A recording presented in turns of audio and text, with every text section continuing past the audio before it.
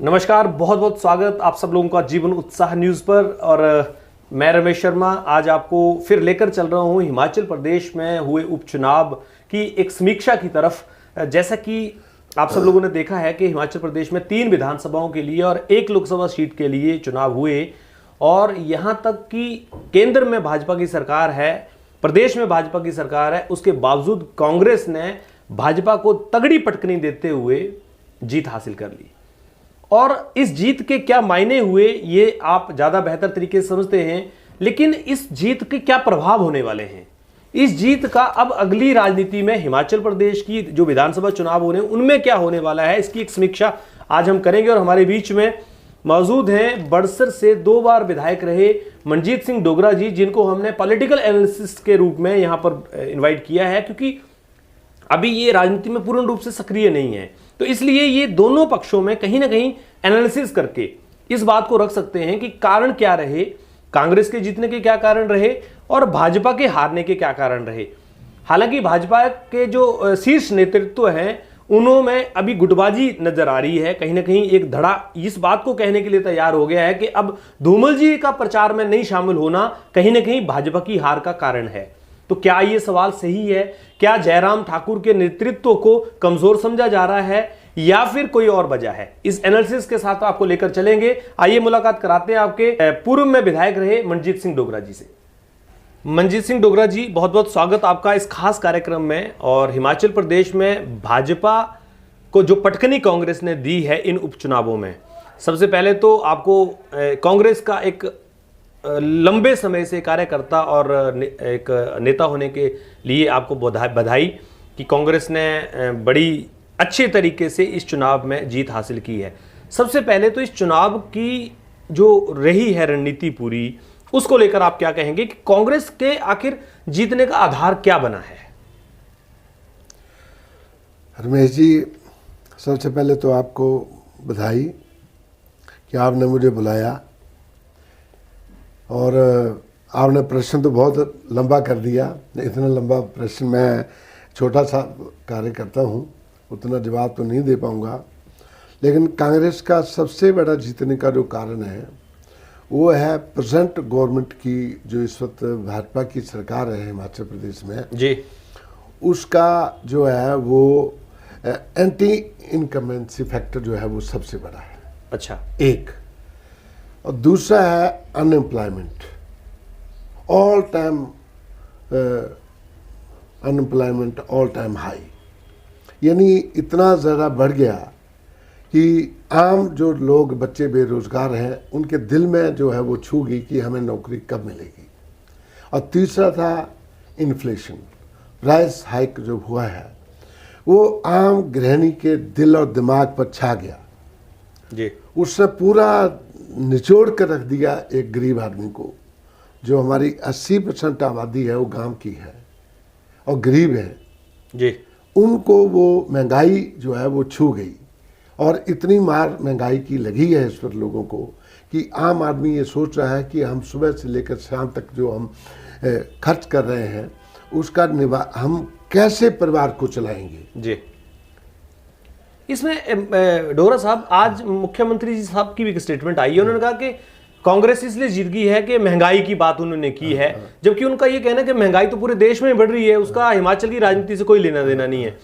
तो मुख्यमंत्री जी का स्टेटमेंट तो मैं अपनी तरफ रखता हूं, लेकिन भाजपा का जो अभी रहा है, चाहे वो केंद्र में रहा हो या प्रदेश में रहा हो, इस सारा जो सिनेरियो है इसको किस तरह से भेदने में कांग्रेस का जो लक्ष्य है वो कामयाब हुआ है?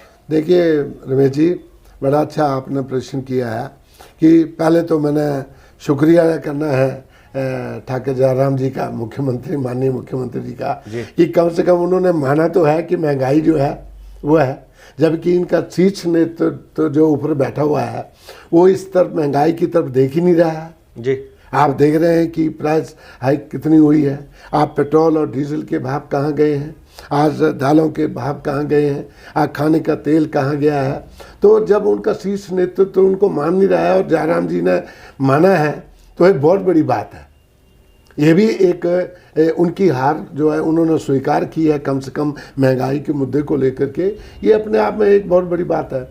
और दूसरा कांग्रेस की जो बात है, कांग्रेस की मैंने आपको पहले भी कहा कि कांग्रेस एक बहुत बड़ी पार्टी है, उसमें बहुत बड़े लीडर हैं, अच्छे अच्छे लीडर हैं। आपको मैंने बताया कि इस बार कांग्रेस के हर इलाके का जो मिनिस्टर था, एक्स मिनिस्टर था, एक्स एमएलए था, कोई लीडर था, वो सब पार्टी के एकजुट होकर के लगे हुए थे जी, एकजुट होकर।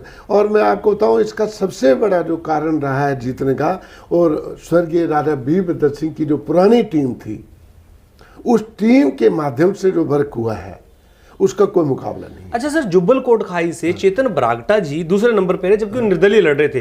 तो क्या आपका एनालिसिस ये मानता है कि अगर वो चेतन बरागटा को अगर टिकट दी जाती तो वहां कांग्रेस के लिए टक्कर हो सकती थी? नहीं, देखिए, मैं ये तो नहीं कहूंगा कि टक्कर होती, डायरेक्ट मुकाबला होता, मतलब जीतने के चांसेस होते चेतन बरागटा? नहीं, फिर भी जीतने के चांसेस नहीं थे, क्योंकि महंगाई की जो मार है और बेरोजगारी की जो मार युवाओं के ऊपर है, नौजवानों के ऊपर है, और गृहिणियों के ऊपर जो इसका महंगाई का असर हुआ है, वो कभी इस चीज़ को नहीं हो जीते। और रोहित ठाकुर तब भी जीते, मार्जिन कम होता, लेकिन कांटे की टक्कर होती, लेकिन होती टक्कर होती। अच्छा, अभी इसमें एक बड़ा प्रश्न मेरा निकल कर आता है कि जैसे अभी 2022 के विधानसभा चुनाव में भाजपा ने मिशन रिपीट 2022 का लक्ष्य रखा हुआ है, और अभी ये भी बात सुनने में आ रही है कि इस बार भाजपा का हारना जो है वो कहीं इनके प्रेम कुमार धूमल जी का नेतृत्व ना मिलना बताया जा रहा है।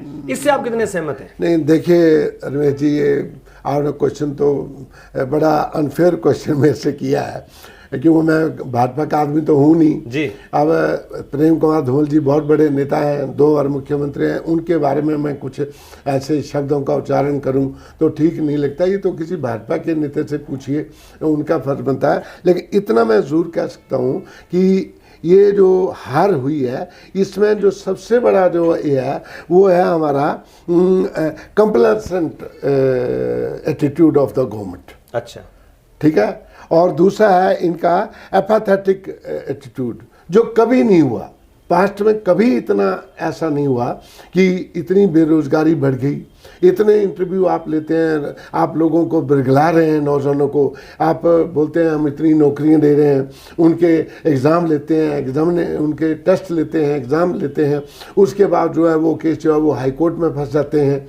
वो कोई जेबीटी का है, कोई दूसरा है, कोई भी आप जो है इनका कोई सिरे नहीं चढ़ी। 2022 में जो चुनाव होने जा रहे हैं विधानसभा के, क्या उसमें आपको लगता है कि जो चुनाव हुए इनका इफेक्ट पूरा रहेगा वहां तक? निश्चित रूप से, मैं पहले भी कह चुका हूं, मैंने पहले भी आपके शायद इंटरव्यू में मैं कहा कि अब तो चाहे मोदी साहब चाहे शाह साहब हिमाचल में तंबू लगाकर बैठ जाएं, तंबू लगाकर गाड़ कर बैठ जाए, कांग्रेस की गवर्नमेंट बननी है निश्चित रूप। अगर कोई और पार्टी नहीं आती है, अब जैसे संभावना है, अब देखो पंजाब के बीच में जो बहुत सारी चेंजेज हुई हैं, बहुत सारी चेंज जो है राजनीतिक जो है वहाँ पर उथल पुथल हुई है। अगर ये चुनाव अगर पंजाब में अगर ठीक रहता है कांग्रेस, तो तभी, अदरवाइज यहाँ कुछ थर्ड फोर्स अगर नहीं बनती है, तीसरा मोर्चा नहीं अगर हिमाचल में बनता है, तो निश्चित रूप से जो है कांग्रेस पार्टी की विजयी होगी, कांग्रेस की सरकार बनेगी। और जयराम जी का तो फेलिटी रही है, इसी इलेक्शन में आप देख लीजिए, कोई काम नहीं हुआ। डेवलपमेंट आप देखो, कितना 1000 करोड़ रुपए कर्जा ले लिया, हमें समझ में नहीं आ रहा है कि किस लिए लिया जयराम जी ने वो कर्जा, किसके लिए लिया। अनएम्प्लॉयमेंट लोगों की इतनी बढ़ गई, नौकरियां लोगों को मिली नहीं, डेवलपमेंट का कोई काम हो नहीं रहा है। आप अपने बक्सर में ही देख लीजिए, 4 साल में मुख्यमंत्री जी का पैर तक जो है बक्सर में नहीं पड़ा, हमीरपुर में नहीं पड़ा जी, बात कर रहे हैं। तो कोई डेवलपमेंट के काम नहीं हुए। अब मैं आपको बहुत सारे काम बता सकता हूँ, इसमें जो प्रीवियस गवर्नमेंट ने किए थे, कांग्रेस गवर्नमेंट ने किए थे, वो नहीं सिरे चढ़े जी, वो फेल हो गए। और वो उससे भी इस वजह से नहीं उनको सिरे चढ़ा रहे हैं कि जी वो तो कांग्रेस ने किए थे। फिर this is a people welfare state, ये लोगों का जो है वो पीपल वेलफेयर स्टेट है। इसके बीच में गवर्नमेंट को नफा और नुकसान नहीं देखा जाता है, इससे लोगों की भलाई देखी जाती है। मतलब कहीं ना कहीं अब आप ये मानते हैं कि ये जो चुनाव हुए हैं, ये कहीं ना कहीं एक कहीं ना कहीं एक कांग्रेस का या भाजपा के लिए संदेश है कि भाजपा को अपनी रणनीति बदलनी पड़ेगी या कांग्रेस को अपनी रणनीति के अनुसार और बेहतर करना पड़ेगा। नहीं, कांग्रेस की रणनीति तो देखो, कांग्रेस की रणनीति तो साफ है। प्रियंका जी और राहुल जी बहुत अच्छा काम कर रहे हैं अभी। और मैं आपको बता रहा हूँ रमेश जी, मैं कोई बहुत छोटा सा कार्य करता हूँ, लेकिन मैं इन 4 सालों में मैं बैठा नहीं हूँ जी। ठीक है, मैं अपने चुनाव क्षेत्र में मैं कहीं नहीं गया जी, लेकिन बाहर मैं दिल्ली जाता हूँ, यूपी में जाता हूँ, बहुत जगह जाता हूँ, घूमता हूँ, लोगों का मैंने देखा है। अभी मैं आपको बताऊँ, प्रियंका जी और राहुल जी इतना अच्छा काम कर रहे हैं। और यूपी में तो प्रियंका गांधी जो है, उन्होंने इतना अच्छा काम करना शुरू कर दिया कि मैं आपको बता नहीं सकता हूँ। शाह साहब अभी गए थे लखनऊ में, उन्होंने 300 की बात की है कि हम 300 सीटें पार करेंगे, लेकिन मैं लिख कर दे रहा हूँ, आप लिख लीजिए मेरे से। मैं लिख कर दे रहा हूँ, अगर 100 को भी क्रॉस कर जाए भाजपा, 3 डिजिट क्रॉस कर जाए, अगर 3 डिजिट क्रॉस कर जाए तो बड़ी गनीमत होगी। अच्छा, ये राजनीति की आप यूपी की बात कर रहे हैं। मैं दावे से कह रहा हूँ आज।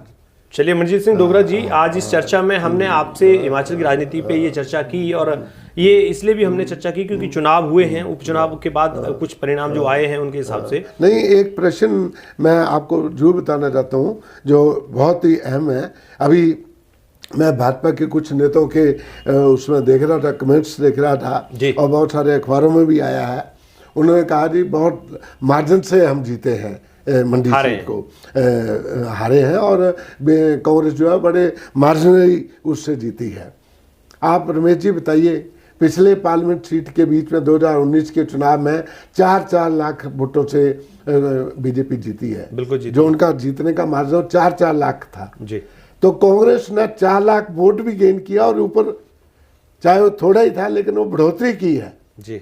तो लोगों को सोचना चाहिए, भाजपा को आंकलन करना चाहिए कि कांग्रेस ने कई जगह 4 से 4.25 लाख वोटों को ये बात आपने बहुत ही पॉइंट की निकली है, क्योंकि रामस्वरूप शर्मा जी काफी बड़े मार्जिन से जीते थे, मंडी जीते थे। तो आज उसी विधानसभा, उसी पार्लियामेंट सीट में प्रतिभा जी 12-13 हजार वोटों से जीती हैं। नहीं, आप लगाइए कि वो 4 लाख वोट भी हमने हासिल किया, और ऊपर से हमने बढ़त हासिल की। तो ये बहुत बड़ा एक